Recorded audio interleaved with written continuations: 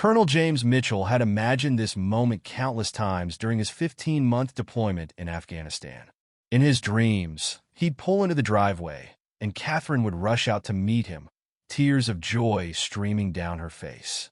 His teenage daughter would follow, and they'd embrace as a family, whole and complete once again. But dreams rarely matched reality in his line of work. The late afternoon sun cast long shadows across the familiar streets of his suburban neighborhood as he guided his truck around the final corner. His hands tightened on the steering wheel, knuckles white with anticipation. 15 months of combat operations, 3 men lost under his command, and countless near misses had changed him. He knew that. The question was whether home had changed too. James pulled into his driveway, killing the engine but remaining in his seat for a moment. The 2-story colonial house stood silent, its windows reflecting the dying sunlight. The American flag he'd mounted before deployment still hung proudly by the front door, though the colors had faded slightly. Catherine had promised to replace it if it got too worn, but apparently she hadn't noticed, or hadn't cared. That thought brought a frown to his weathered face. The last few months of communication had been different. Video calls grew shorter, less frequent. Catherine blamed it on a massive merger at her accounting firm. Longer hours, more responsibilities. Their 20th anniversary had passed with just a brief phone call. She'd been in a meeting, she'd said. Couldn't talk long. Stop it, he muttered to himself, shaking off the doubts. Combat made you paranoid.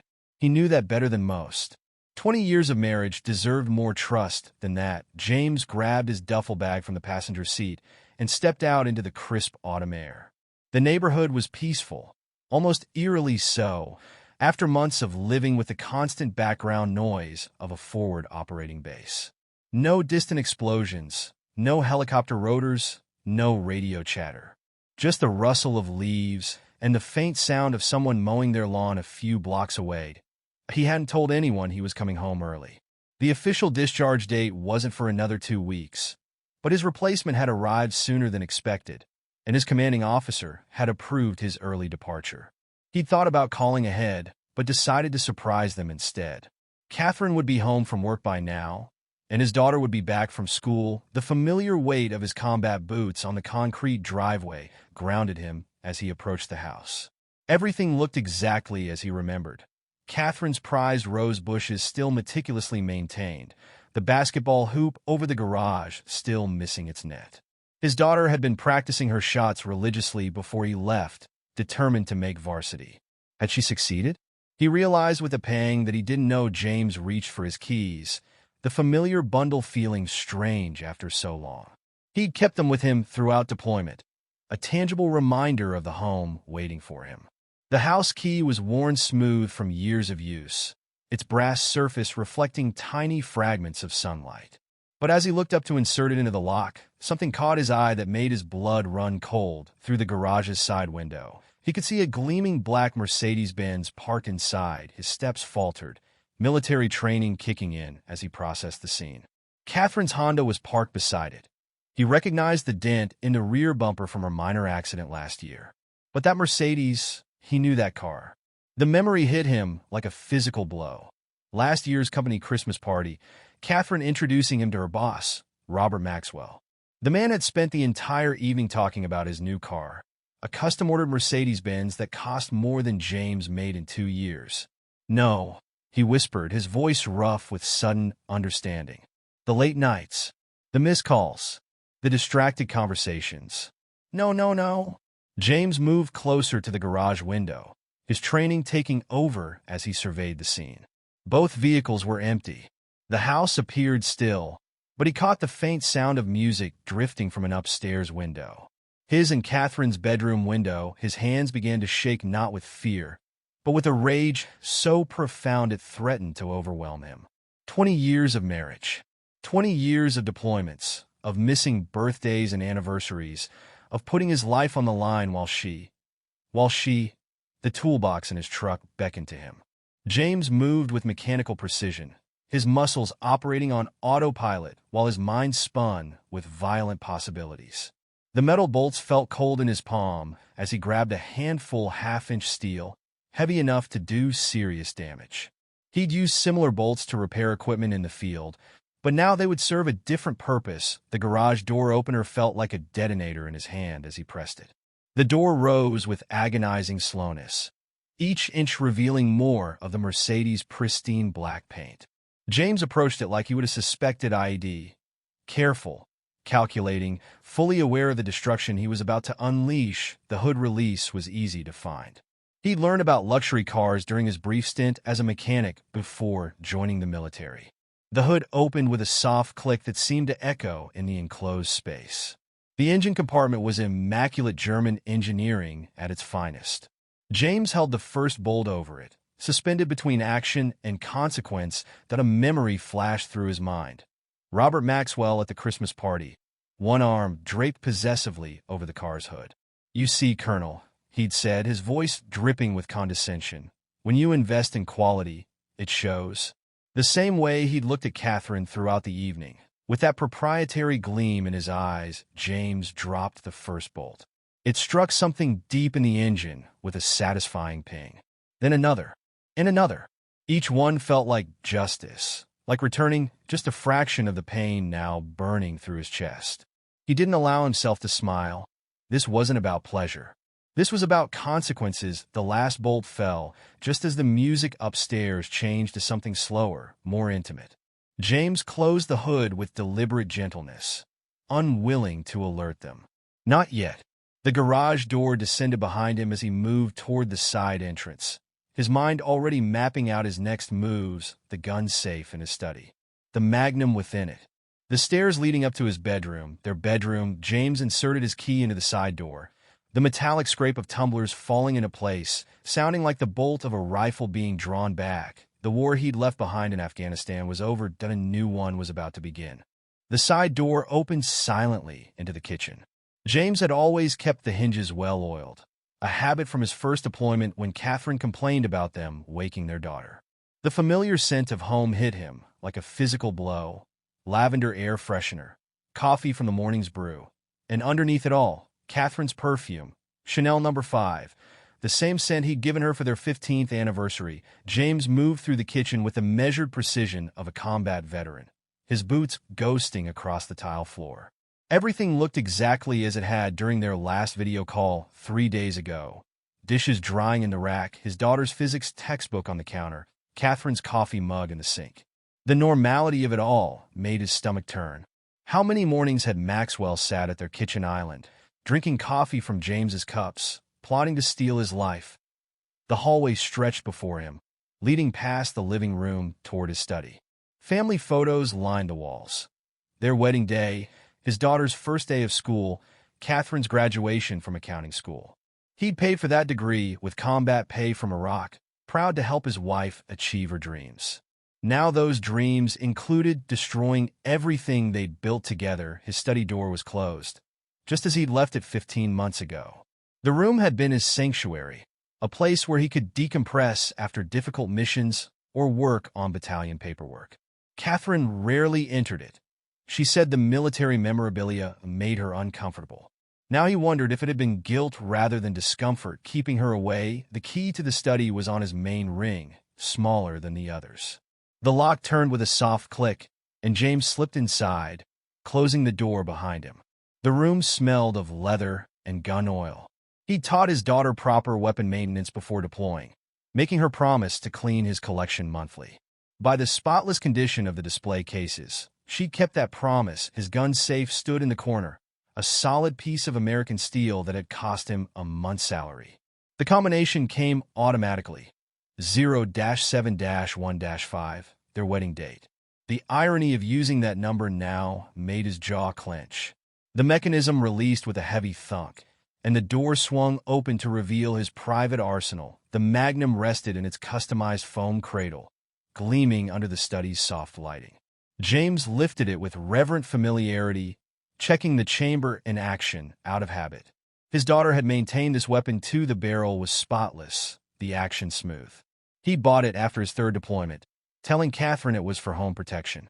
In 15 years, he'd never imagined using it against a threat from within. The weight of the loaded weapon centered him as years of military training took over.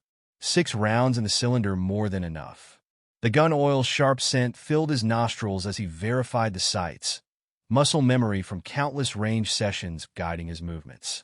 This weapon had been his insurance policy, his guarantee that he could protect his family from any threat. But how do you protect your family when the threat comes from the person you trusted most? James moved back into the hallway, the magnum held low against his thigh, proper room-clearing posture. The sounds from upstairs had grown more distinct. Soft music, occasional laughter, the creak of bed springs that he refused to think about. Each sound was a nail in the coffin of his marriage. Each moment another betrayal to fuel his rage. The stairs lay ahead, 15 steps between him and the destruction of everything he believed in. His military training screamed at him to maintain tactical awareness. But another voice, darker, more primal, urged him to charge up those stairs and unleash 20 years of pent-up violence. His boot touched the first step, and the old wood groaned softly beneath his weight. The sound transported him back to Afghanistan, to midnight raids and compound clearances. But this was no Taliban stronghold. This was his home, and the enemy wasn't some faceless insurgent. It was the woman who'd promised to love him until death did them part. Second step. Third, each one bringing him closer to a confrontation that would end in blood or broken lives or both. His finger rested beside the trigger guard, not on a proper trigger discipline ingrained by decades of training. Even now, with rage burning through his veins like napalm, those fundamental skills held firm. Fourth step. Fifth, the music changed upstairs, something slower, more intimate. His grip tightened on the magnum's textured handle, knuckles white with controlled fury. The tactical part of his mind cataloged his advantages: surprise, superior position, combat experience. The husband part of his mind cataloged betrayals, missed calls, hollow excuses, fading intimacy. Sixth step. Seventh, movement in his peripheral vision, a shadow passing through the living room below. James froze, every muscle locked in combat readiness. Another shadow, smaller this time, moving with purpose toward the stairs that a floorboard creaked behind him. "Dad!" The voice stopped him cold. His daughter's voice, thick with emotion but steady as a combat veteran's. James turned slowly, the magnum still held low, and found her standing at the base of the stairs. At 16, she was the spitting image of Catherine at that age, but her eyes were all his. And right now, they held a darkness he recognized from his own reflection. "Don't," she said quietly, her voice carrying the weight of secrets. "Don't go up there. Not yet." "Move aside," James ordered, his voice barely recognizable even to himself. The rage that had driven him up the stairs now warred with his instinct to protect his daughter from what was happening above them. She shook her head, taking another step forward. In the dim hallway light, he could see tears threatening to spill from her eyes, but her jaw was set with determination. "No, you need to listen to me first. I know what's happening up there. I've known for months." The words hit him like physical blows, each one driving the air from his lungs. Months.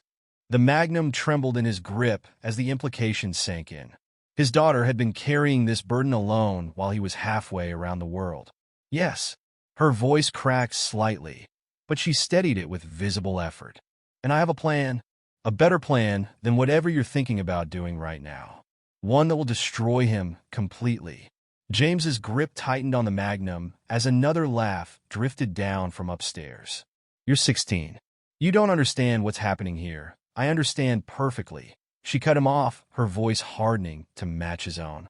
"I understand that if you go up there right now, you'll end up in prison. And then what happens to me?" Her eyes, so much like his own, bored into him. "I'll be stuck with them. Is that what you want?" The tactical logic of her words penetrated the red haze of his rage. He'd seen too many good soldiers throw their lives away in moments of passion. But this was different. This was his home, his wife. "Let me show you what I've gathered," she pressed, seeing his hesitation. "Please, Dad. 5 minutes. That's all I'm asking. After that, if you still want to go up there..."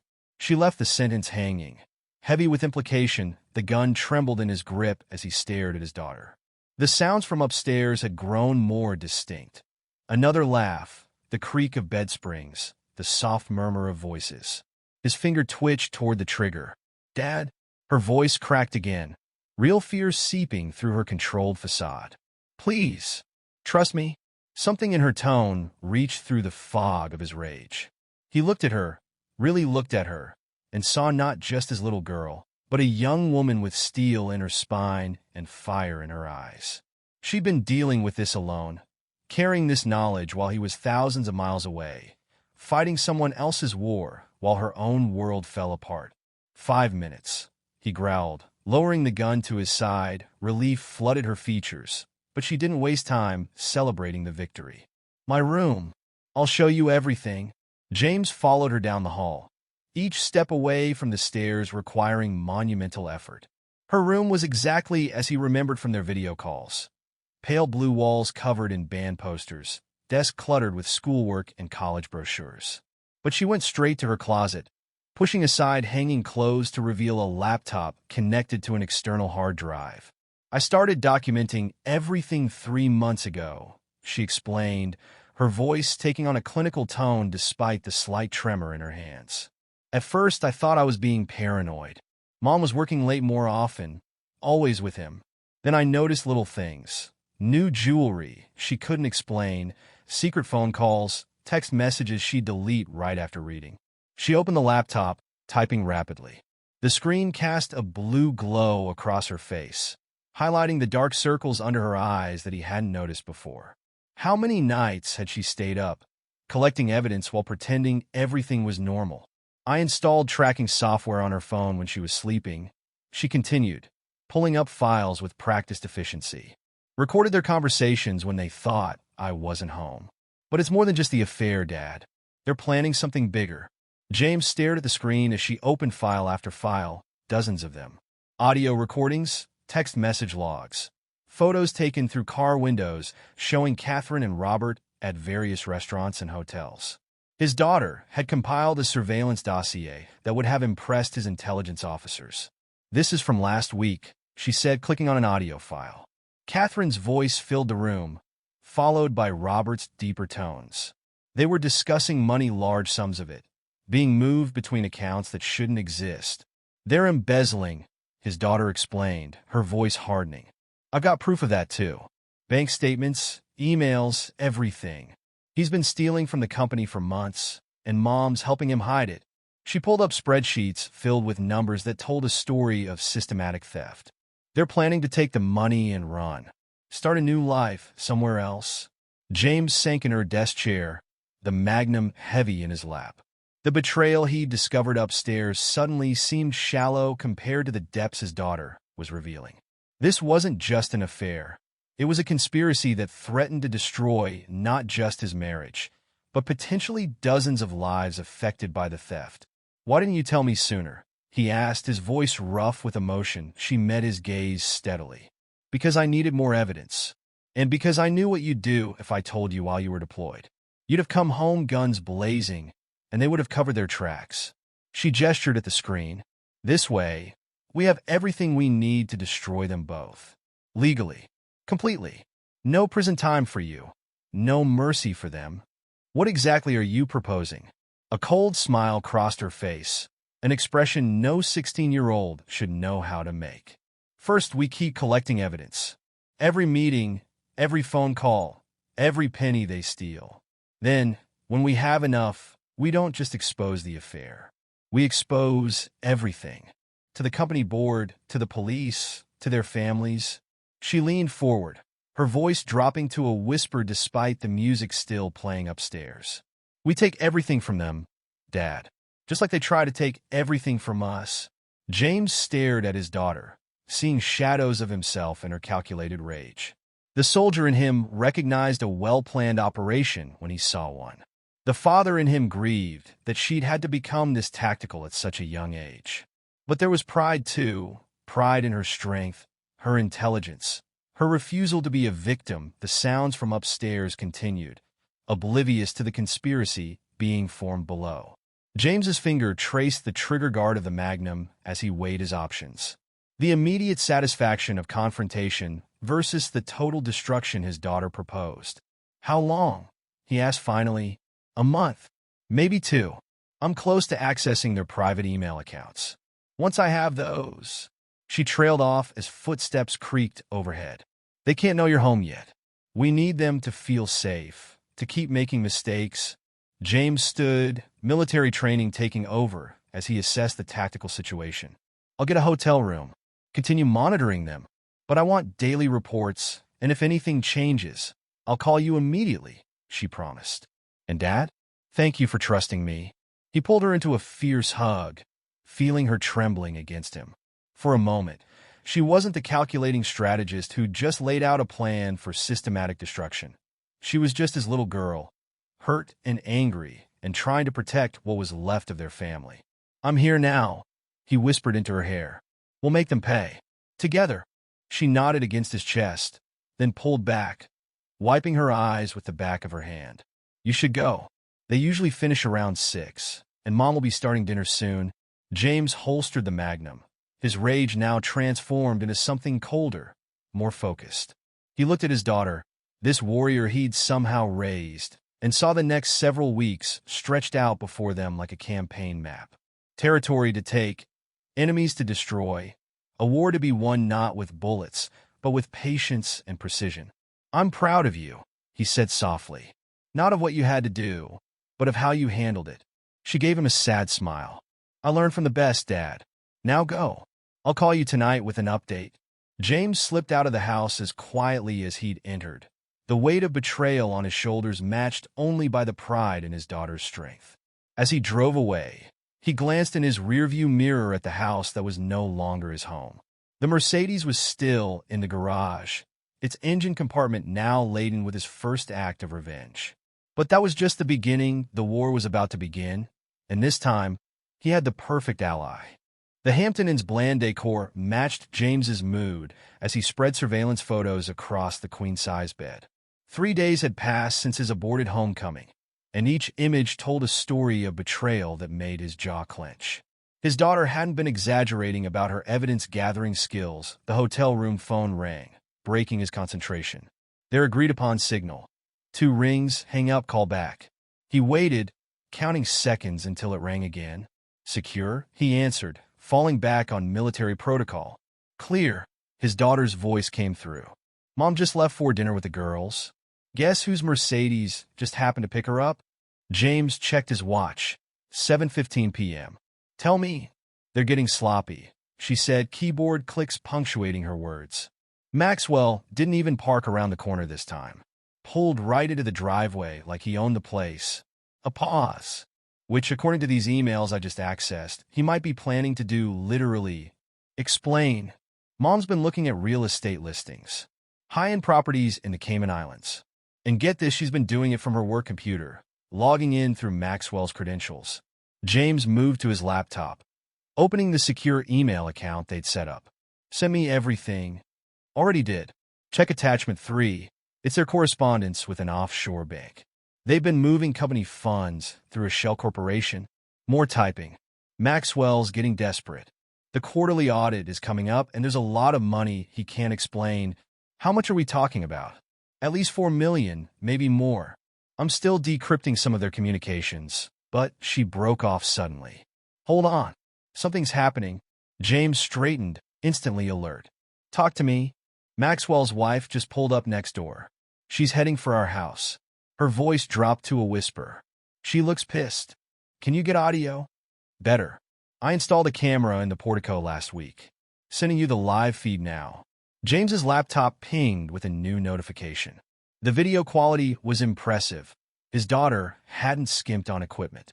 Maxwell's wife, Patricia, stood at their front door, hammer-straight posture radiating upper-class fury. The door opened, revealing Catherine in casual clothes, surprise evident on her face. Patricia, I wasn't expecting. Save it. Patricia's voice came through clearly. We need to talk about these. She thrust a manila envelope forward. Catherine took it, hands visibly shaking as she withdrew several photographs. Oh my God, his daughter whispered over the phone. Those are the ones I sent her yesterday. James felt a surge of pride mixed with concern. You didn't tell me about that. Tactical surprise. I knew she'd confront Mom directly. Her social media is full of posts about confronting problems head-on. But watch this part. On screen, Catherine was stammering denials. These aren't. They could be anyone. They're dated, Catherine. And time-stamped. You and my husband at the Gateway Hotel. The Riverside Restaurant. Our vacation home in Aspen. Patricia's voice could have frozen hell. I especially enjoyed the ones showing you entering our house when I was at my mother's funeral. James's free hand clenched into a fist. He hadn't known about that particular betrayal. I can explain, Catherine began, but Patricia cut her off. No need. Robert already did. Quite thoroughly, after I showed him copies. A cold smile. He claims you've been stalking him. That you're obsessed, unstable. He's filing a restraining order. He's what? Catherine's composure cracked. But we've been planning, he said we would. Planning what? Exactly? Patricia leaned forward. Because my lawyer would love to hear about any plans you and my husband have been making. On the phone, his daughter let out a low whistle. Maxwell threw her under the bus. Just like I predicted. You knew he would do this? Men like him always save themselves first. That's why I sent the photos to Patricia instead of the board. She'll do our work for us, digging into every aspect of his life, including the finances. James watched as Catherine crumpled under Patricia's relentless questioning. Every denial dug her deeper. Every explanation exposed another lie. It was a masterclass in psychological warfare, and his daughter had orchestrated it perfectly. There's more, she said as the confrontation on screen wound down. While Mom's distracted, I'm copying her entire hard drive. The program just found something interesting in her deleted files. Want to hear about the fake passports they ordered? James settled into his chair, eyes locked on the feed where Patricia was delivering what appeared to be a final, devastating verbal blow to Catherine's composure. Tell me everything. Start with the passports. Better idea. I'll bring the files to you. Mom will be a mess after this. Probably call Maxwell. Which means I have at least 2 hours before she remembers I exist. Keys jangled in the background. Meet me at that diner you liked? The one with the good pie. James checked his weapon out of habit. 20 minutes. And daughter? Yeah. Good work on this. Your timing was perfect. He could hear the smile in her voice. I learned from the best, remember? See you soon. The call ended and James took one last look at the video feed. Catherine had collapsed onto the porch swing, head in her hands, while Patricia's BMW purred away into the gathering darkness. It should have given him satisfaction, seeing his wife's carefully constructed lies beginning to unravel. Instead, he felt only a cold, tactical certainty. This was just the first domino. The real devastation was still to come. He grabbed his jacket and keys, the familiar weight of the Magnum under his arm a reminder of how differently this could have gone. His daughter's way was better. Death was too quick, too merciful.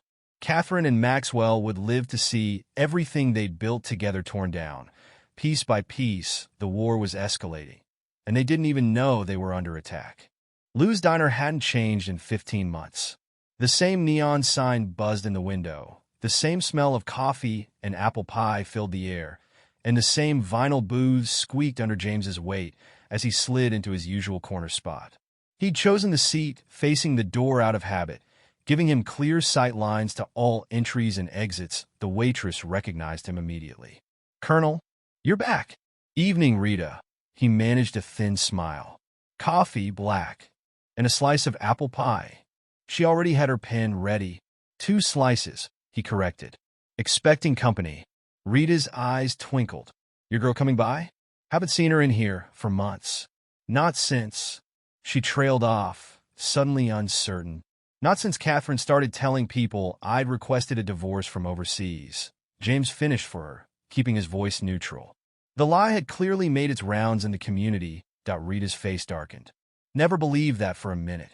You two were always so. She stopped as the diner's bell chimed. Well, look who it is. His daughter entered, laptop bag slung over her shoulder. She'd changed clothes since the video feed, trading house clothes for jeans and a dark hoodie. Her eyes scanned the diner automatically, a habit she'd picked up from him, before heading to their booth. Hi, Rita, she smiled warmly. How's Tommy doing at college? Dean's List again. Rita beamed. Those math tutorials you gave him really paid off. She headed off to get their coffee, leaving them alone, making friends with the locals. James asked quietly. His daughter pulled out her laptop. Information comes from everywhere, Dad. Rita's son works part-time at Maxwell's country club. The stuff he overhears at the caddy shack. She smiled. Let's just say golf brings out people's true colors. The laptop booted up as Rita returned with their coffee and pie. They waited until she was safely out of earshot before continuing. Show me what you found, James said. Taking a sip of the bitter coffee, his daughter turned the screen toward him. These were deep in Mom's deleted files. Passport applications, but not normal ones. She pulled up several documents. Look at the names. James studied the forms. Catherine Maxwell, Robert and Catherine Maxwell, dated 3 weeks ago. They're planning to leave the country as husband and wife. She pulled up another document. And look at this bank accounts in both names, already set up in Grand Cayman. They've been planning this for months. The money's already there. Some of it. They've been moving it in chunks to avoid detection. But here's where it gets interesting. She opened a spreadsheet. These transfers don't match the company's books. Maxwell's been stealing way more than we thought. James leaned forward, studying the numbers. How much more? According to this, close to 12 million. He's been cooking the books for years, way before Mom got involved. But he needed her help to move the bigger amounts. She took a bite of pie, chewing thoughtfully. That's probably how it started. He needed an accounting expert, someone who could hide the money, and found a willing accomplice. James finished, his voice hard. What's our next move? She pulled out a USB drive. Remember that backup I made of Mom's computer? Found something else, emails between them discussing the company's server security. Specifically, the gaps in it. A cold smile. Maxwell's been logging in remotely, accessing restricted files. But he's not as tech-savvy as he thinks. Every login leaves a trace. You can track them? Better. I can replicate them. Make it look like he's been accessing accounts he shouldn't. Downloading files above his clearance level. She lowered her voice. The company handles sensitive financial data for some major clients. The kind of clients who get really upset about security breaches. James watched his daughter with a mixture of pride and concern. She developed skills that would impress his military intelligence officers. But the cost to her innocence troubled him. You're sure this can't be traced back to you? Positive. I'm bouncing everything through Maxwell's own credentials. As far as the system knows, he's just getting sloppy with his late-night logins. She took another bite of pie. Besides, after Patricia's visit tonight, security will already be looking at him sideways. Speaking of Patricia, James set his coffee down. That was a risk, sending her those photos. A calculated one. Maxwell's predictable. He always sacrifices others to save himself. By throwing Mom under the bus, he's just proved to Patricia that the photos are real. She grinned. And guess who sits on the company's audit committee? James raised an eyebrow. Patricia, chair of the committee, has been for 3 years. Mom didn't know that Maxwell kept their work lives separate. But now, she closed the laptop. Now Patricia's going to tear through every financial document with a fine-toothed comb. And she has the authority to do it. You've thought of everything, haven't you? Her expression sobered. Almost everything. There's one wild card we need to discuss. She pulled out her phone, showing him a text message. Mom's trying to reach you. Wants to explain before you hear things from other people. James felt his jaw clench. She knows I'm back? Not yet. This is preemptive damage control. After Patricia's visit, she's scared. Probably thinks the photos will get around town. She studied him carefully. What do you want to do? James stared at his empty coffee cup, considering their options. Can you get into her phone? Read her messages with Maxwell? Already done. He's barely responding to her. Told her to stop contacting him until things cooled down. She scoffed. He's trying to create distance, make her look like the aggressor. Classic abuser tactic. And the passports? Still in process. Takes time to create that kind of documentation, even through illegal channels. She hesitated. Dad, when the time comes, what exactly are we going to do with all this evidence? James looked at his daughter, really looked at her. Behind the tactical brilliance and cold calculation, he could still see the little girl who used to run to him for protection. Now she was protecting him, in her own way. We're going to destroy them, he said quietly. Not just their reputations or their freedom. Everything. The money, the relationships, the backup plans. By the time we're done, they won't have a single refuge left. She nodded slowly. And Mom, when she tries to contact you, let her stew for now. The more desperate she gets, the more mistakes she'll make. He reached across the table, squeezing her hand. You've done good work, but I need you to be careful. These people are cornered animals now. They're going to get dangerous. I know. That's why I installed new locks on my bedroom door. And she reached into her bag, pulling out a small canister. Bought this today, just in case. James recognized the pepper spray immediately. Another piece of innocence lost. Show me how you hold it, he said, shifting into instructor mode. If she needed to be prepared, he'd make damn sure she was prepared right. They spent the next hour going over basic self-defense, speaking in low voices as the diner emptied out. James taught her the same techniques he'd taught his soldiers. How to be aware of surroundings, how to identify threats, how to escape bad situations.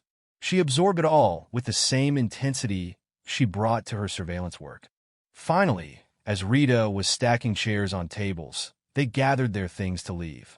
Out in the parking lot, his daughter hesitated by her car. Dad, thanks for trusting me with all this. I know it's not how you wanted to handle things. James pulled her into a tight hug. You've made me proud, not of what you had to do, but how well you've done it. He pulled back, looking her in the eye. But remember, you're still my daughter first, operative second. If anything feels wrong, you call me immediately. Clear? Crystal. She managed a small smile. I'll send you the server access data tonight. Watch your secure email. As she drove away, James watched until her taillights disappeared around the corner. Then he pulled out his phone, looking at Catherine's message again. 3 attempts to contact him in the past hour, that he deleted them all without reading them. Let her worry. Let her fear. Let her wonder when and how her carefully constructed world would come crashing down. The time for confrontation would come. But first, they had to spring the trap point. 1 week after the diner meeting, James sat in his hotel room, watching multiple laptop screens, each displaying a different feed. His daughter's surveillance network had grown impressive. The main screen showed Maxwell's office, where the man himself was having what appeared to be a heated phone conversation. His daughter's voice came through his earpiece. You getting this? Crystal clear, James replied, adjusting the volume. What triggered him? Patricia just called an emergency board meeting. Apparently, she's found some concerning irregularities in the quarterly audit. He could hear the satisfaction in her voice. Maxwell's trying to reach Mom, but she's not answering. Where is she? Having a breakdown in her office. Here, let me switch your feed. The screen changed to show Catherine's office. She sat at her desk, makeup smeared from crying, staring at her phone. Papers were scattered everywhere, and her computer screen showed multiple email warnings about unauthorized access attempts. The IT department locked her out an hour ago, his daughter explained. Standard procedure when they suspect account compromise. But with her credentials flagged, they're going to start looking at every file she's touched in the last year. How many offshore transfers will that expose? All of them. I made sure the audit trail was crystal clear. A pause. Oh, this is good. Maxwell's secretary just walked in with security. They're escorting him out of the building. James switched feeds to watch Maxwell's walk of shame. The man's usual confident stride was gone, replaced by barely controlled panic. Security flanked him closely as employees peeked out of their offices to watch. Dad! His daughter's voice had an edge of concern. We've got movement at the house. Maxwell's heading there. You're clear? At Rita's diner doing homework. Mom's still at the office. Keys clacked in the background. But Maxwell looks unstable. Should I call the police? James was already moving, checking his Magnum. No, I'll handle this. Keep monitoring and record everything. Be careful, she warned. He's been drinking. I can see the bottles in his car. Even better, James headed for his truck. A drunk man makes mistakes. Keep your channel open. The drive to his house took 12 minutes. He parked a block away, approaching on foot just as Maxwell's Mercedes pulled up. The man stumbled out, his expensive suit wrinkled, his face flushed with alcohol and rage. Catherine! Maxwell shouted, pounding on the front door. I know you did this. You and your little bitch of a daughter. James felt his trigger finger twitch, but held position. Evidence first. Revenge second. You ruined everything. Maxwell continued to shout, pulling out his phone. Pick up, damn you. You think you can destroy me? I'll show you destruction. James's earpiece crackled. Dad, he's forwarding emails to himself. Looks like, oh shit. Talk to me. He's sending proof that Mom was behind the embezzlement, setting her up to take all the blame. Her voice hardened. He's going to try to pin everything on her. James watched as Maxwell stalked back to his car, still shouting into his phone. Perfect. Let him dig himself deeper. You getting all this? Every word, his daughter confirmed. And yes, he just logged into the company's server from his phone, using Mom's stolen credentials. IT will have a record of that. Maxwell was back at the door, this time with a bottle in his hand. You want to play games? He slurred. I've got records of everything, Catherine. Every transfer, every meeting, every time you spread your legs to earn your share. The bottle crashed against the door, glass shattering across the porch. James had seen enough. Time to introduce himself to his wife's lover. He approached silently from behind, combat boots silent on the grass. Maxwell didn't hear him until it was too late. Problems with the door, Robert? Maxwell spun, nearly falling. His eyes widened as he recognized James. Colonel? You're not due back. Change of plans? James kept his voice conversational even as he moved to cut off Maxwell's escape route. Thought I'd surprise my wife. Seems I'm not the only one with surprises. Listen, Maxwell raised his hands, backing away. Whatever Catherine told you, she's lying. She's been unstable, obsessed. These accusations she's making, you mean the ones you just screamed across my front lawn? James stepped closer. The part about her spreading her legs? Or the part about the transfers? Maxwell's back hit his car. I can explain. To who? The board? The police? James smiled coldly. Your wife. My wife. Maxwell's face went pale. What does Patricia have to do with? She's very thorough, isn't she? Especially when she's angry. James was close enough now to smell the alcohol on Maxwell's breath. Did you really think those photos appeared out of nowhere? Understanding dawned in Maxwell's bloodshot eyes. You've been? Watching? Planning? Learning all your dirty little secrets? James leaned in. Welcome to war, Robert. You're not very good at it. Maxwell's face twisted with drunken courage. You think you can threaten me? I'm Robert Maxwell. I've got money connections. Not anymore. James's voice could have frozen hell. Check your accounts? Maxwell fumbled for his phone, hands shaking as he pulled up his banking app. His face went from red to white to green as he scrolled. That's impossible. These accounts were secure. Hidden. Nothing's hidden from people who know where to look. James straightened up. You should go home, Robert. Patricia's waiting. Something about divorce papers and a forensic accountant. You son of a... Maxwell swung wildly, the punch telegraphed by decades of privileged living. James stepped aside easily, letting the man's momentum carry him face first into his own car. Dad! His daughter's voice was tense in his ear. Mom just left the office. She's heading home. Perfect timing. James looked down at Maxwell, who was holding his bloodied nose. Looks like the gang's all here, ready to record their reunion. All cameras active. Audio crystal clear. A pause. Dad? Make him hurt. James watched Maxwell struggle to his feet, car keys fumbling in his shaking hands. Already done, sweetheart. Already done. Catherine's Honda appeared at the end of the street just as Maxwell managed to get his car door open. James stepped back into the shadows, wanting to watch this play out naturally. The look on Catherine's face as she pulled up to find her lover bleeding in her driveway was almost worth the price of admission. Almost. Robert? She rushed from her car. Oh my God. What happened to you? Why are you here? What happened?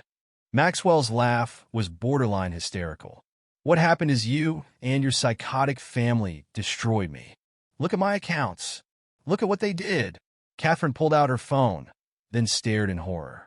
These are our escape funds. Robert, where's the money? Ask your husband. Maxwell shouted, spraying blood. Ask your precious daughter. They did this. They set us up. My husband. Catherine went pale. James is in Afghanistan. He's not due back for 2 weeks. James stepped into the light. Surprise. Catherine stumbled backward, her face draining of color. James? How? When did you get back? He advanced slowly, each step measured and deliberate.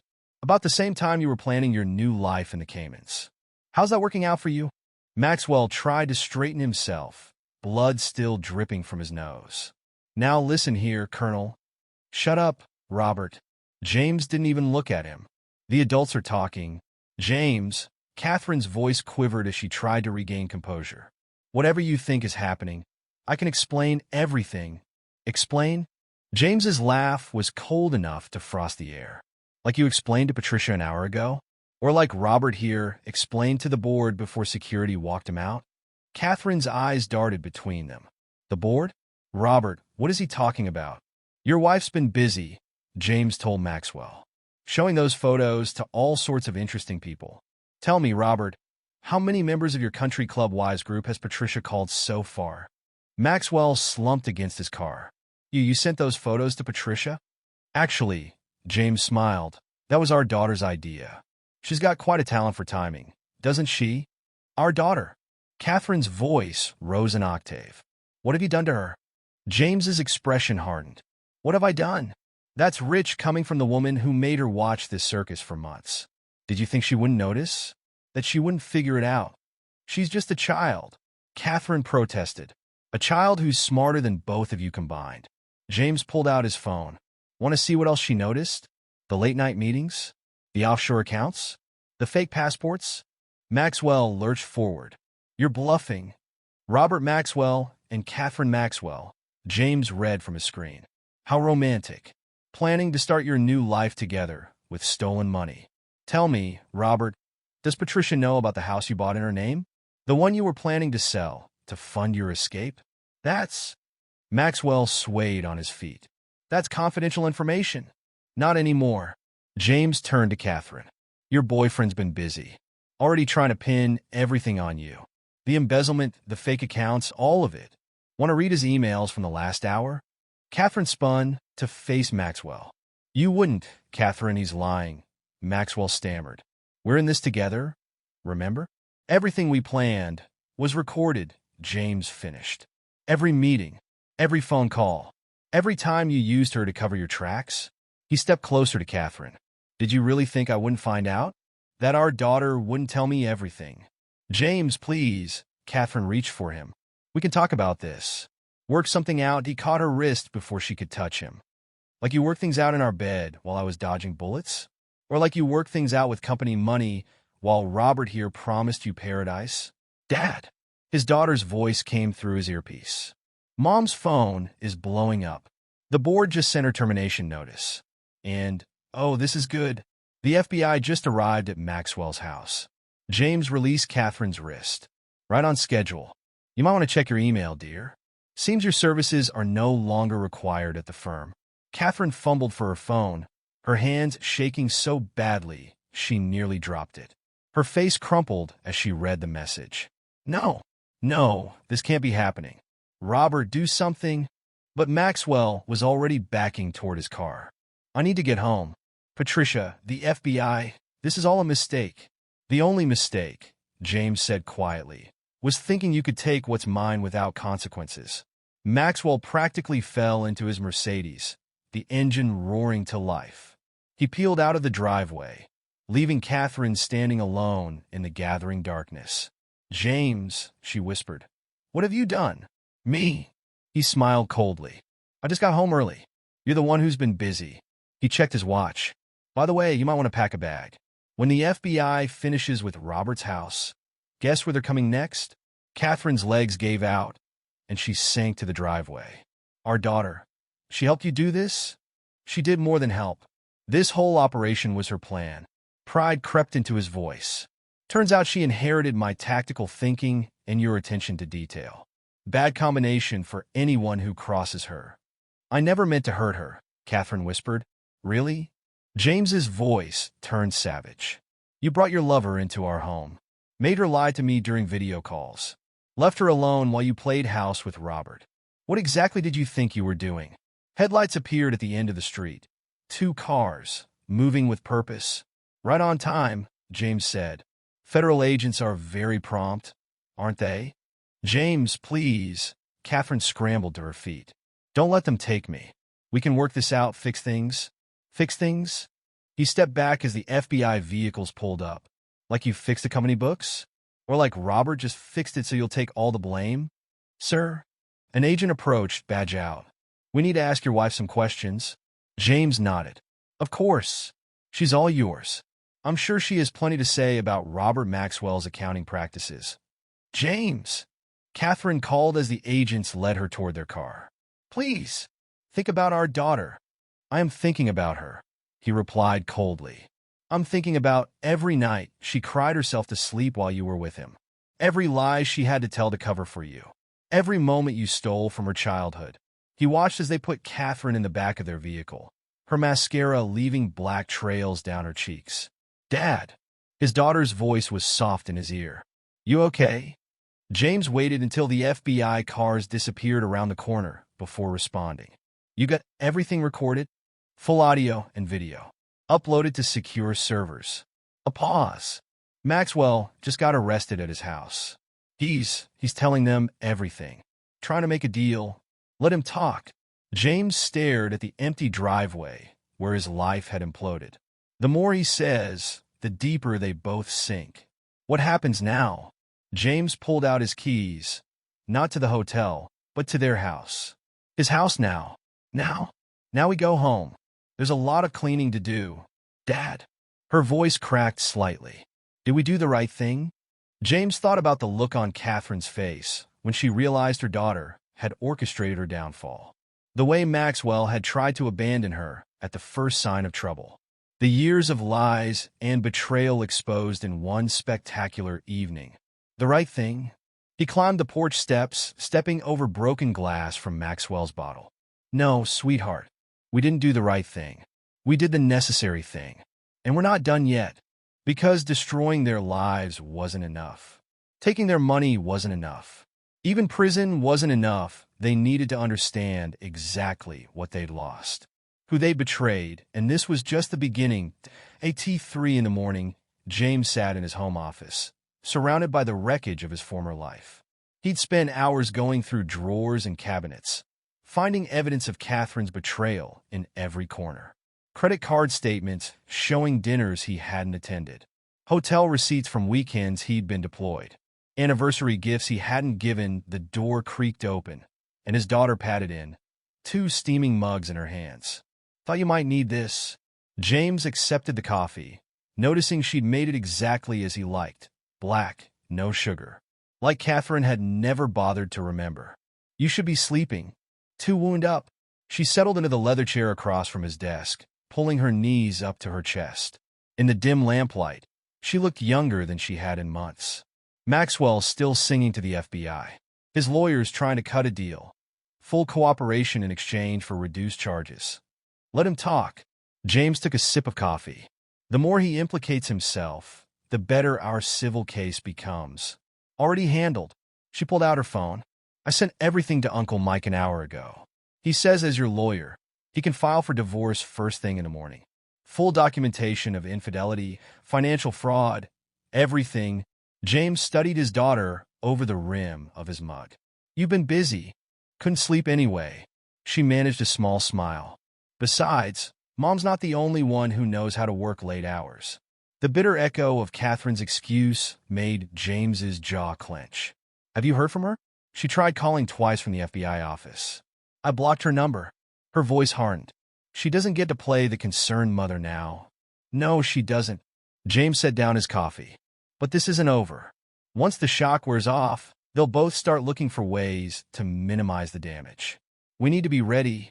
His daughter nodded, pulling up more files on her phone. Already on it. I've been monitoring their emergency contacts. Maxwell's reached out to 3 different lawyers, but no one's taking his calls. Apparently, Patricia's family has some serious pull in the legal community. And Catherine? Trying to access her private accounts. The ones she thought I didn't know about. A cold smile crossed her face. Surprise, Mom. Those are frozen too. James felt a surge of pride mixed with concern. You're enjoying this? aren't you? She met his gaze steadily. After everything they did, it's not about enjoyment. James stood, moving to the window. The street outside was quiet, but police tape still fluttered around Maxwell's abandoned Mercedes. It's about justice. Consequences. Same thing. She joined him at the window. They thought they were so clever, playing their games, making their plans. They never even considered someone might be watching. That's the problem with people like them, James said quietly. They think they're the only ones capable of deception. That loyalty is something to be used, not earned. Speaking of loyalty, his daughter hesitated. Rita called while you were dealing with the FBI. The whole town's talking. People are choosing sides. Let them talk. James turned to face her. You okay with that? It's going to get worse before it gets better. She straightened her spine, looking more like a soldier than a teenager. I've been handling worse for months. Besides, the people who matter already know the truth. Rita's planning to ban Maxwell from the diner. James couldn't help but smile. Small-town justice? The best kind. She checked her phone again. Oh, this is interesting. Maxwell's company stock just tanked in after-hours trading. Someone leaked the FBI investigation to the financial press. Someone? Anonymous source? She tried to look innocent and failed. The same anonymous source might have suggested looking into Maxwell's previous company. The one that mysteriously went bankrupt after he left with a golden parachute. James shook his head in amazement. You've thought of everything, haven't you? Almost. Her expression turned serious. There's one thing we still need to discuss. Mom's family. The temperature in the room seemed to drop. Catherine's wealthy parents had never approved of James, a mere soldier who'd seduced their daughter. They tried to buy him off before the wedding, offering a substantial sum to walk away. They'll try to intervene, he said grimly. Already happening. Grandma called while you were out. Said they're flying in tomorrow. She gripped her phone tighter. They think they can fix this with money. Like always. Can they? Not this time. She held up her phone, showing him an email chain. See these transfers? The ones Mom helped hide? Some of that money came from their family foundation. When the FBI traces it, James let out a low whistle. You're burning everyone. They chose their side years ago. Her voice was pure ice. Remember my 13th birthday? When they forgot to invite you to their country club celebration? Said it was members only? I remember. So do I. She squared her shoulders. They wanted a war? Fine. But they don't get to choose the battlefield. James pulled her into a hug, feeling her trembling slightly despite her brave words. You're sure about this? Once we start down this road, I'm sure.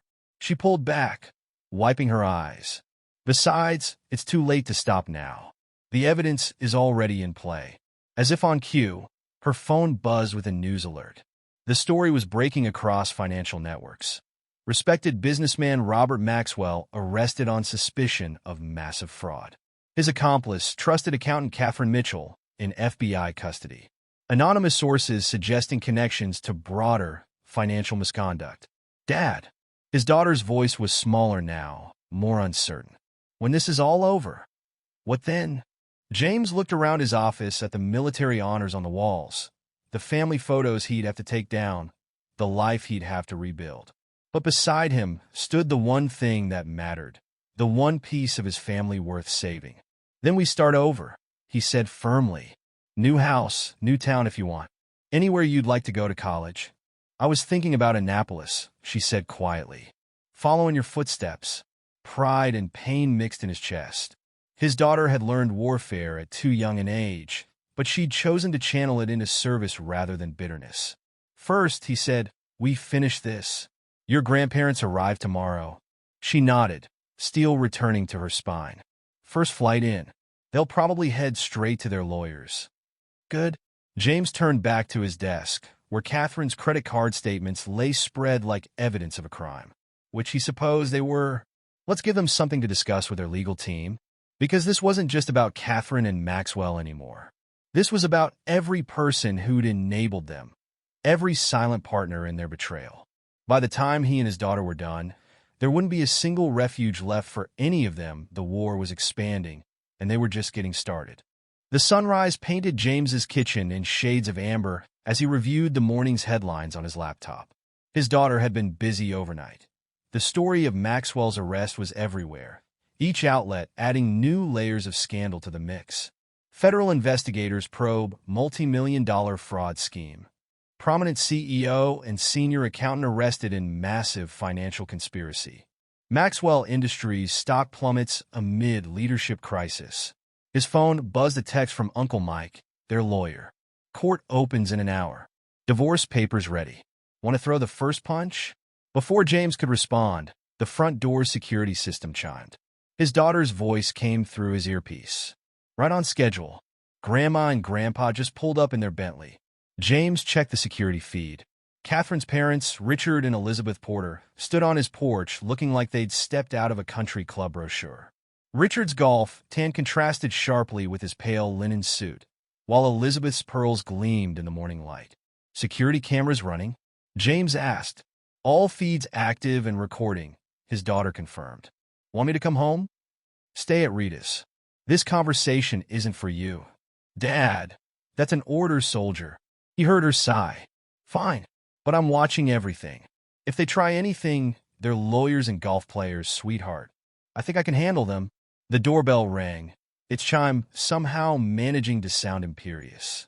James took his time walking to the door, letting them stew in the morning heat. When he finally opened it, Elizabeth was already speaking. James, this ridiculous situation has gone far enough. We need to. She stopped short, taking in his expression. Why are you smiling? Because I've been waiting 5 years to do this. He stepped back, gesturing to the living room. Please come in. Tell me all about how you're going to fix things. Again, Richard puffed up like an angry rooster. Now see here, Mitchell. Our daughter, your daughter, James cut him off, is currently in FBI custody. Would you like to explain those transfers from your family foundation, or should we wait for the federal investigators to do it? The color drained from Richard's face. What transfers? The ones Catherine helped Maxwell hide. Nearly $2 million, if I'm not mistaken. James led them into the living room, where multiple laptops displayed various news articles and financial records. Please sit. We have a lot to discuss. Elizabeth perched on the edge of the sofa, her perfectly manicured hands clutching her designer purse. James, surely we can handle this privately. Like civilized people. Civilized? James's laugh was cold. Like when you try to buy me off before the wedding. Or when you convince Catherine to set up those secret accounts, just in case her soldier husband didn't come home. How did you? Richard stopped himself, but not quickly enough. Know about that? The same way I know about everything else. James settled into his armchair, enjoying their discomfort. Your daughter wasn't as careful with her records as she thought. Neither were you. What exactly do you want? Richard demanded. Want? I don't want anything from you. I'm just making sure you understand the situation. James pulled up a document on his laptop. Your foundation is already under investigation. The FBI is very interested in how charity money ended up in Maxwell's personal accounts. Elizabeth's composure cracked. We had nothing to do with that. Catherine handled all the transfers. She said it was for a new corporate philanthropy program. And you didn't bother to verify that? Interesting. James made a show of taking notes. I'm sure the IRS will find that fascinating. Now you listen here. Richard stood, jabbing a finger at James. We can still contain this. Make it go away. All it takes is money. Like you try to make me go away. James remained seated, projecting calm authority. How much was it again? $500,000 to leave Catherine alone? Tell me, does that offer still stand? Elizabeth shot to her feet. We were protecting our daughter. No. James's voice turned to steel. You were protecting your reputation, your social standing, your precious family name. He stood slowly. Well, guess what? That name is about to be dragged through every newspaper in the country. How's the country club going to feel about that? Richard's face had turned an alarming shade of purple. Are you threatening us? Threatening? No. I'm just telling you what's already in motion. James moved to his desk, pulling out a thick folder. Would you like to see the evidence? Your daughter was quite thorough in her record-keeping. Every transfer, every meeting, every time you helped her hide money from her soldier husband. We were building a safety net, Elizabeth protested. In case I died in combat. James's smile was razor-sharp. How disappointed you must have been when I kept coming home. Dad. His daughter's voice came through his earpiece. Maxwell's lawyer just called a press conference. You're going to want to see this. James turned on the television, finding the news channel already covering the scene. Maxwell stood outside the federal building, looking haggard in a wrinkled suit. Patricia stood beside him, her face a mask of cold fury. I want to make a full confession, Maxwell was saying, his voice shaking. I betrayed everyone, my wife, my company, my employees. But I wasn't alone. He swallowed hard. Catherine Mitchell wasn't just my accomplice. She was the architect of this entire scheme. Elizabeth gasped. Richard cursed under his breath. She approached me 3 years ago, Maxwell continued, with a plan to embezzle company funds. She had everything worked out. The hidden accounts, the fake documentation, even ways to disguise charitable donations as legitimate business expenses. He looked directly into the camera. I'm deeply ashamed of my role in this crime, and I'm cooperating fully with investigators. He's lying. Elizabeth shrieked. Catherine would never. Oh, but she did. James muted the television. Your daughter learned from the best, didn't she? All those lessons about protecting yourself, keeping secrets, using people's trust against them. He turned to face them fully. Tell me, did you teach her how to fake phone logs too? Or did she figure that out on her own? Richard's bluster finally failed him. He sank onto the sofa, suddenly looking every one of his 70 years. What do you want from us? I already told you I don't want anything. This isn't a negotiation. James walked to the door, opening it. This is me telling you that your daughter is going to prison. Your foundation is going to be investigated. Your reputation is going to be destroyed. He smiled coldly. And there's nothing your money can do to stop it. Our granddaughter, Elizabeth, tried one last time. Think about her future. I am thinking about her future. That's why I'm making sure she never has to deal with manipulators like you again. James's voice hardened. Now get out of my house. Your lawyers can contact Uncle Mike about the foundation investigation. As they slunk toward their Bentley, James watched them through narrowed eyes. 20 years of condescension, of subtle digs, and not-so-subtle attempts to undermine his marriage. All of it exposed as the hollow posturing of people who thought money could solve any problem. How'd it go? His daughter asked in his ear. Exactly as expected. You get everything, full audio and video. Plus some interesting reactions when Maxwell threw Mom under the bus. She paused. Dad, there's something else you should see. Mom's asking to talk to you. James watched the Bentley disappear around the corner. No. She's saying she'll tell the whole truth. About everything. Too late. James closed the door firmly. The truth is already out there. She just wasn't smart enough to control it. Because the war wasn't just about exposing their crimes. It was about destroying the carefully constructed lies they'd built their lives around. And they were just getting started. The Federal Detention Center's interview room reminded James of interrogation rooms he'd seen in Afghanistan. Same stark walls, same fluorescent lighting, same feeling of trapped desperation. Catherine sat across the metal table, her designer outfit replaced by a plain jumpsuit, her carefully maintained appearance showing the strain of 3 days in custody. You came, she said softly, hands folded on the table. The handcuffs gleamed under the harsh lighting. Figured I owed you one last conversation. James remained standing, unwilling to give her the comfort of eye level. Make it count. How is she? Catherine's voice cracked slightly. Our daughter? You lost the right to ask about her the moment you chose him. James's voice could have frozen the room. But since you asked, she's fine. Already applying to colleges. Annapolis is her top choice. Catherine flinched. The military? James, you can't let her. Let her. He leaned forward, hands flat on the table. Like you let her carry your secrets? Let her cover for your lies? Let her watch her family fall apart while you played house with Robert? I never meant to hurt her. Tears welled in Catherine's eyes. You have to believe that. Have to? James straightened up, laughing coldly. I don't have to believe anything you say. Neither does the FBI. By the way, how's that going? I hear Robert's been very chatty with the prosecutors. The mention of Maxwell made Catherine's face harden. He's lying about everything. trying to save himself by destroying me. Funny how that works, isn't it? James pulled out his phone, showing her the morning's headlines.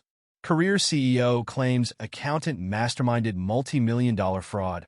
He smiled without warmth. Sound familiar? I can prove he's lying. Catherine leaned forward urgently. I kept records of everything. Hidden accounts, real estate deals, all of it.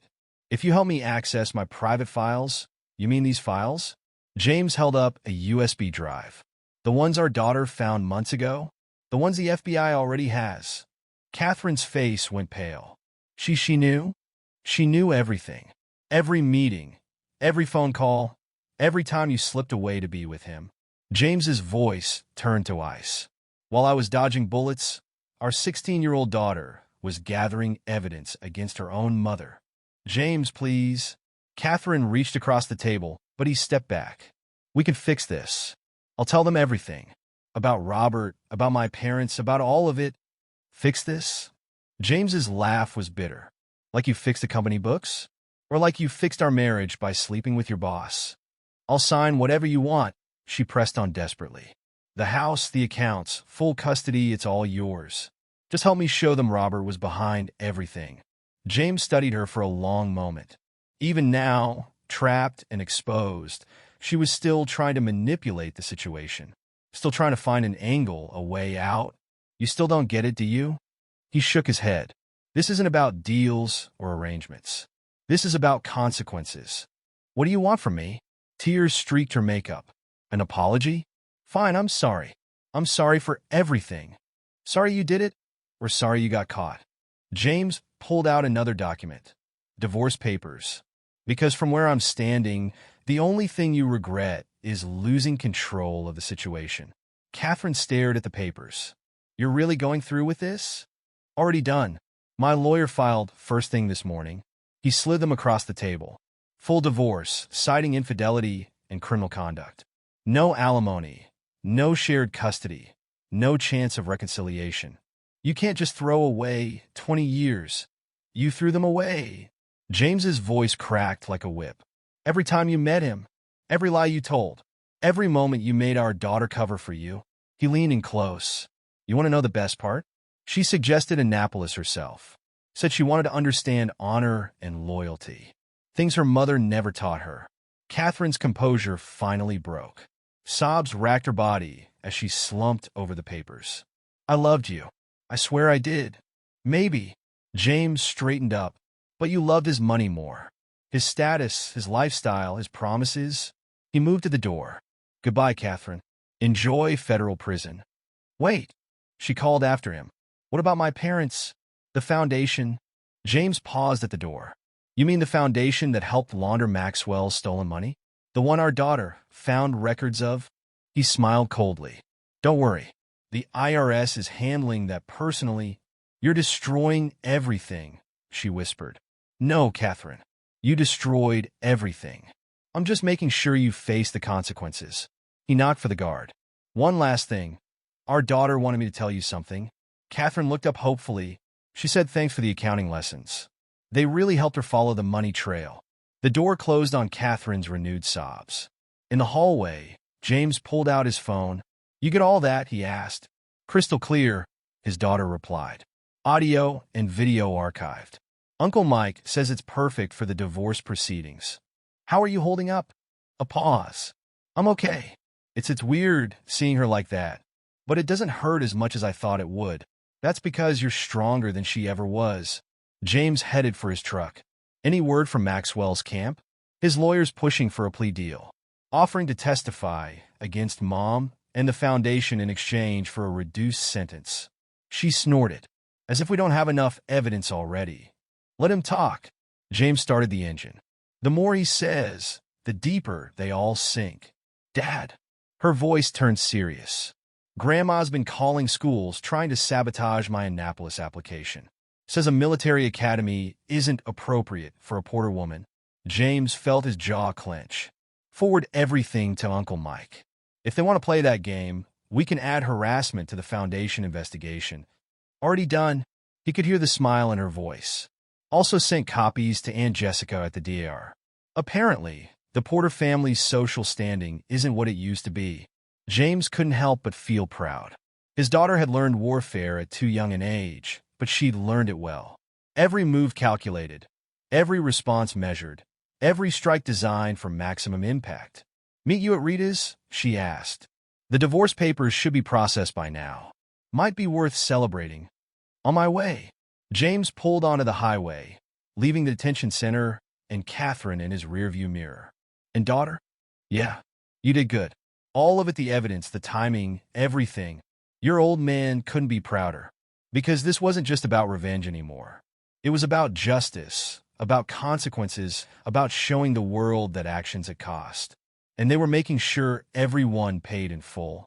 6 months later, James stood in the federal courthouse, watching as Catherine was led away in handcuffs. The judge's words still echoed through the chamber. 15 years for conspiracy, fraud, and embezzlement. No chance of early parole, no lighter sentence for cooperation. His daughter's meticulous evidence had made sure of that. "You okay?" His daughter stood beside him, wearing her first real business suit. At 17, she looked older than her years, tempered by the battles they'd fought together. "Better than okay." James watched Catherine disappear through the secure door. "How's Maxwell taking his 20-year sentence?" "Not well." She checked her phone. According to the prison gossip, he had a complete breakdown when they assigned him to regular population instead of minimum security. Keeps demanding his country club privileges. James allowed himself a small smile. "And Patricia?" "Living well is the best revenge." His daughter showed him a society page photo. She got everything in the divorce. The houses, the cars, even his precious Mercedes collection. Sold it all and donated the money to charity. Real charity, not the foundation's kind. They walked out of the courthouse together, into the bright autumn sunshine. News cameras waited on the steps, but they'd gotten used to those. The story had been too big to ignore prominent CEO and senior accountant brought down by military husband and teenage daughter. The press loved the David versus Goliath angle. "Mr. Mitchell," a reporter rushed forward. "Any comment on your ex-wife's sentence?" James kept walking, his daughter close beside him. They'd said everything they needed to say through evidence and testimony. The facts had spoken for themselves. "Look." His daughter nodded toward a familiar Bentley parked across the street. Richard and Elizabeth Porter sat inside, watching the courthouse exit. Last desperate attempt to salvage their reputation. James asked, "Too late for that." She pulled up another news article on her phone. IRS finished their investigation of the foundation yesterday. Tax fraud, misappropriation of charitable funds, illegal transfers. They're facing charges of their own now. The Bentley pulled away from the curb, carrying Catherine's parents and their shattered dreams of social standing with it. James watched them go, feeling nothing but a cold satisfaction. "Rita's for lunch?" he suggested. "We should celebrate." "Can't." His daughter's smile was bright enough to light up the street. "Got my final interview with the Annapolis Admission Board this afternoon. They're particularly interested in my demonstrated leadership and investigative skills." Pride swelled in James's chest. "They'd be fools not to take you." "Oh, they're taking me?" She grinned. "The board chairman was very impressed by my detailed analysis of financial fraud techniques. Said they need officers who can think tactically in the modern battlefield." They reached James's truck, not new or fancy, but paid for honestly. Unlike the Mercedes that had started this whole thing, now evidence in a federal warehouse somewhere. "Uncle Mike called this morning," his daughter said as they pulled away from the courthouse. "The divorce is final. All assets awarded to you, plus compensation for the money she stole from your deployment pay." "Blood money," James growled. "We'll donate it." "Already handled. Set up a scholarship fund for military kids." She touched his arm. "In your name." James glanced at her, seeing the woman she was becoming. Strong, principled, unstoppable. Catherine's betrayal had forced her to grow up too fast. But instead of breaking her, it had forged her into something extraordinary. "There's one more thing," she said quietly. "Mom tried to send me a letter from prison. Asked for forgiveness. Said she wanted to explain everything. And I sent it back unopened. Marked, 'Return to sender.'" She stared out the window at the passing city. Some things don't deserve forgiveness. James squeezed her hand. You sure about that? It's okay to feel. What? Sad? Missing her? She shook her head firmly. She made her choice, Dad. Every day for years, she chose him over us. Over you. Over me. Her voice hardened. Actions have consequences. Isn't that what you taught me? They pulled into Rita's parking lot, the familiar diner a sanctuary after the courthouse's formality. Inside, the regular customers nodded respectfully. They'd all seen the news, all known the truth about Catherine's betrayal. Small-town justice had its own way of working. Colonel, Rita greeted them with coffee and pie, already set out at their usual booth. Saw the news. 15 years, huh? Justice served, James replied simply. And that Maxwell fellow got 20. Rita's satisfaction was clear. Good. Never did like the way he treated my staff at his fancy club. She turned to his daughter. You did good, honey. Showed them all what happens when you mess with the wrong family. After Rita left, his daughter pulled out her laptop, ever the strategist, even now. We should talk about the house. Real estate agent says it'll sell fast, especially after we remodeled Mom's spaces. You sure about moving? James asked. We could stay, make new memories. Dad. She gave him a look that was pure tactical officer. Annapolis is waiting. You've got that security consulting offer in Virginia. In this town, she gestured around. It's served its purpose. We won the war here. Time to move on to the next campaign. James studied his daughter across the table, seeing shadows of his own military bearing in her posture, his own strategic mind in her planning. But there was something else, too. A fierce sense of justice, a determination to right wrongs that was entirely her own. You know, he said carefully, your mother wasn't always. Don't. His daughter's voice was firm. Don't make excuses for her. She wasn't a victim or a pawn. She was a willing participant who thought she could trade up to a better life.